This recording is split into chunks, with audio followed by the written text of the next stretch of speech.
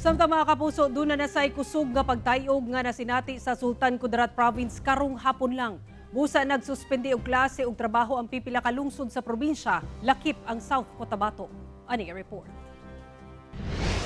Daw gisayaw ug makita ang pag-uyog ni ining sakyanan nga nakaparada sa usa ka balay sa Kalamansig, Sultan Kudarat, dihang mitayog ang magnitude 5.7 nga linog sa lungsod karong hapon lang.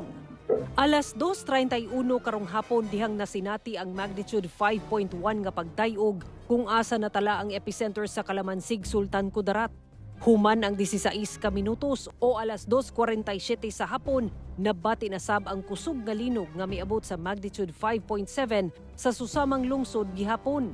Tungod niini, gimando ni Kalamansig Mayor Ronan Eugene Garcia ang preemptive evacuation sa mga residente sa coastal barangays.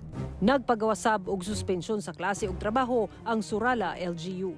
Nagpagula sab og preemptive evacuation advisory ang lungsod sa Palimbang, Sultan Kudarat ug nagpahimangno sa mga residente nga mangandam sa pagbakwit sa taas nga lugar o sa evacuation center.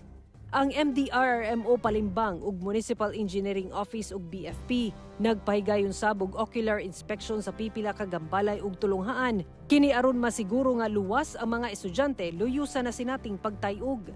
Bisan ang kasikbit nga probinsya sa South Cotabato, nagsuspindi sab og trabaho ug klase tungod sa sagunsong pagtayog.